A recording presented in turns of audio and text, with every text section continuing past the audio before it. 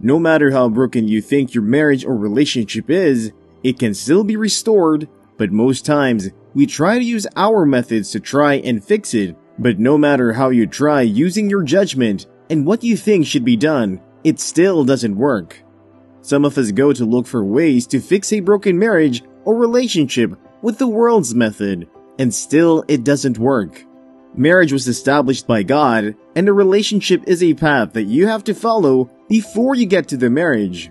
So since this institution was established by Him, He has all the parts you need to fix what is broken.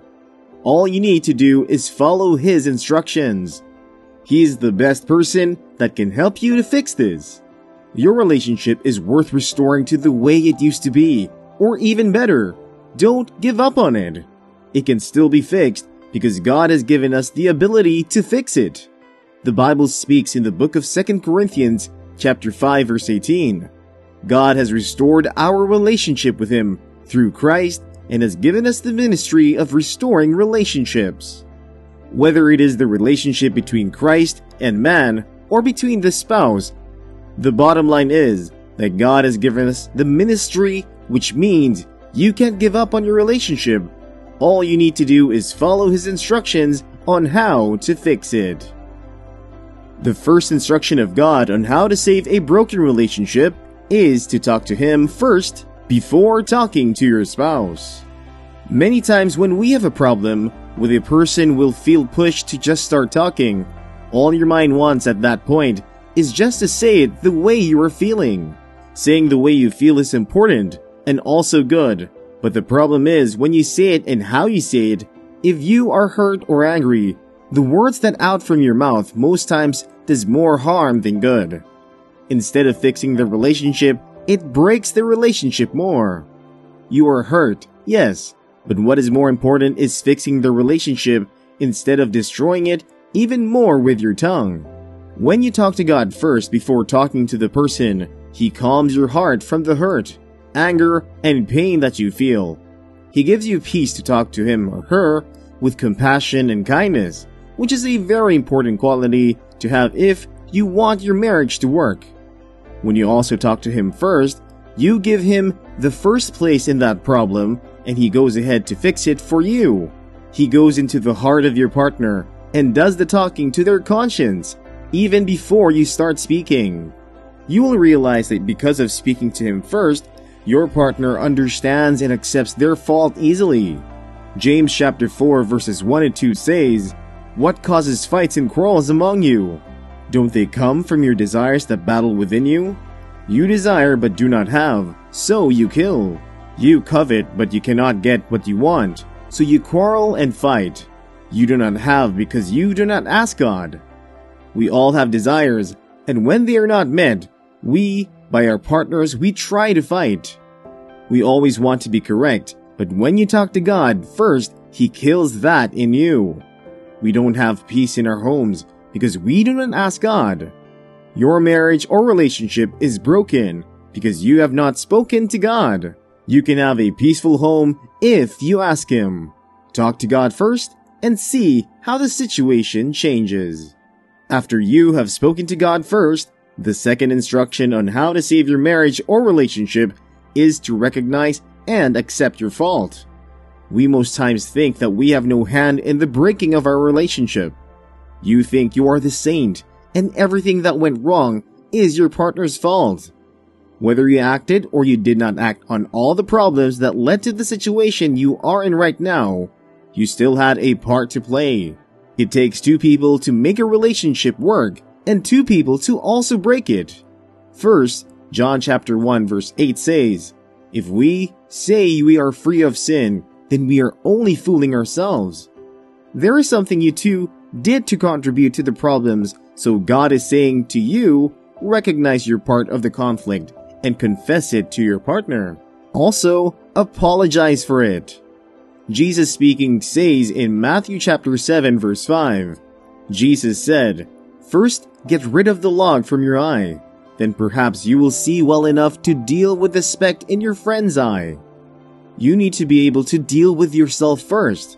Save yourself and correct your fault before you will be able to do it for your partner. When they see that you are ready to accept your faults, they also begin to see theirs. But when you both are claiming to be right, you will never get it right, and the marriage will remain broken. Be ready to do this and see how God works out His magic in saving your relationship.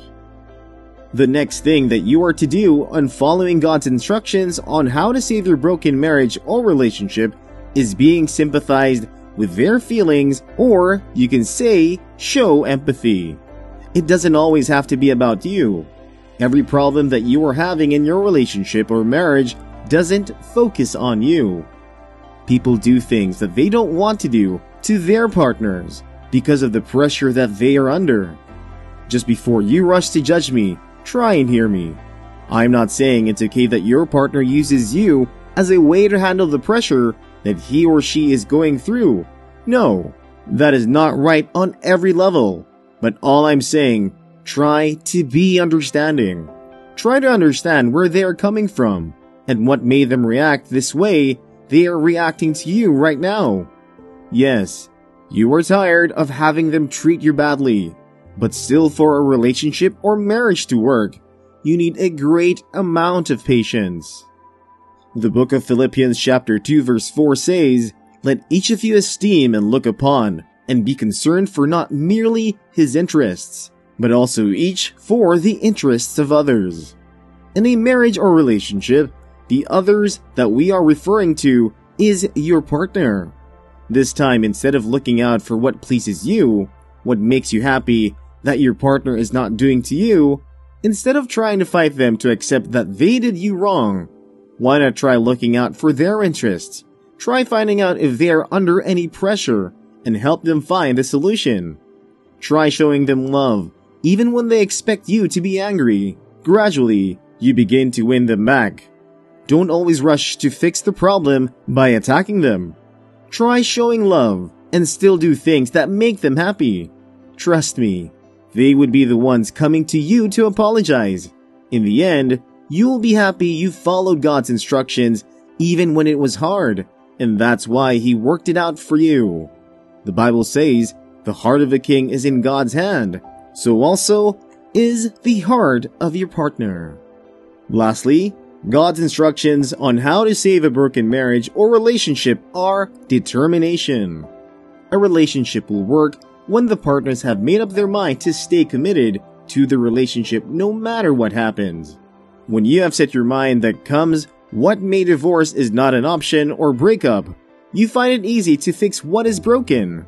One of you might want to give up on the relationship because of all the problems you both have been having, but when one partner still stands on making the relationship work, you can become the water that you both need to grow your garden of love in that marriage. When you focus on reconciliation, your mind is already made up to forgive your partner. So even though the offense is big, you will realize that you found it easy to let go. Not on your strength, but on the strength that comes from following the instructions of God and following God's way to fix what is broken. You have the strength to forgive if you depend on God.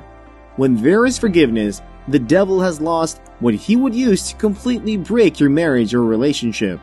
The Bible Still Speaking says in Romans chapter 12 verse 18, "If possible, as far as it depends on you, live at peace with everyone."